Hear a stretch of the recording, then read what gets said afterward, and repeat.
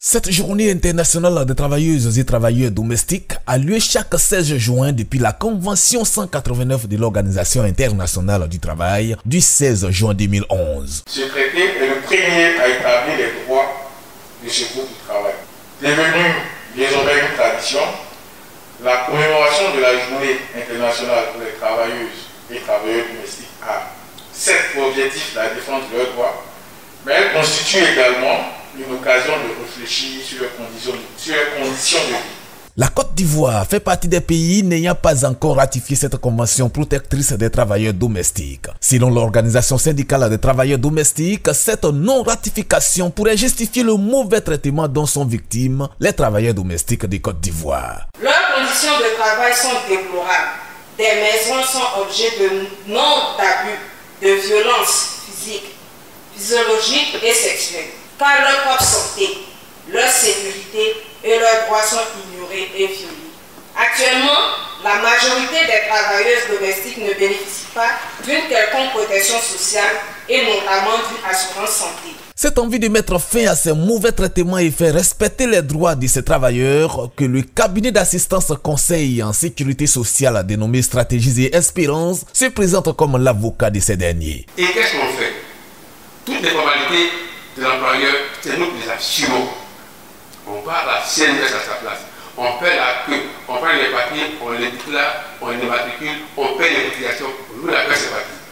Quand la travailleuse domestique a un problème d'accident de travail, on prend le dossier, on prend les papiers entre les mêmes travailleurs domestiques. Nous, on va faire la queue, on suit le dossier. Stratégies et Espérance a fait de la célébration de l'édition 2020 de la Journée internationale des travailleurs domestiques en Côte d'Ivoire une journée d'information et de sensibilisation le mardi 16 juin dernier avec pour thème « Le travailleur et la travailleuse domestique ont aussi droit aux prestations sociales de la CNPS comme tous les autres travailleurs ». Cette journée qui s'est tenue à la salle de conférence CRAE UEMOA au Plateau sous l'égide du ministère de l'Emploi et de la Protection sociale a vu la participation de l'Assemblée nationale, de l'état-major des armées, de l'agence emploi jeune, de la CNPS, des mairies et plusieurs organisations de la société civile. En ce qui concerne la CNPS, je dois dire que traditionnellement, les textes qui existent permettent de couvrir, mais la spécificité du milieu exige qu'il y ait une législation spécifique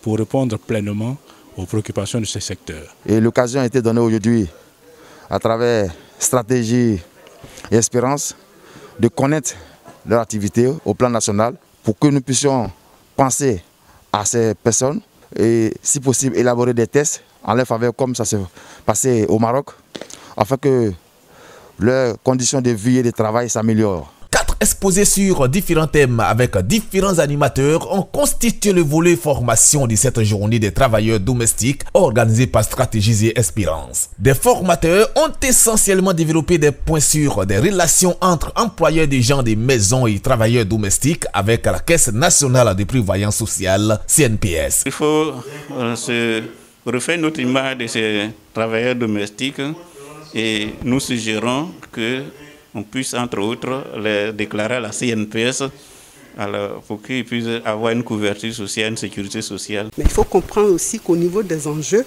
pour toutes ces prestations, il faut remplir des documents. Il faut produire des justificatifs qui permettent à la sécurité sociale, qui ne travaille que selon les tests et selon les justificatifs, de pouvoir effectivement vous payer ces prestations. Ce volet formation a été suivi d'une longue série de questions par des participants qui disent être situés désormais par cette initiative de Stratégies et Espérance sur les devoirs des employeurs des gens des maisons et les droits des travailleurs domestiques. À nous, employeurs de personnel domestique, ça nous apporte beaucoup parce que aujourd'hui, nos filles apprennent comment se tenir et nous aussi, comment les prendre désormais. Nous saluons alors l'initiative de ce matin qui nous permet de savoir nos devoirs. Le séminaire d'aujourd'hui vraiment me permet vraiment de comprendre beaucoup de choses.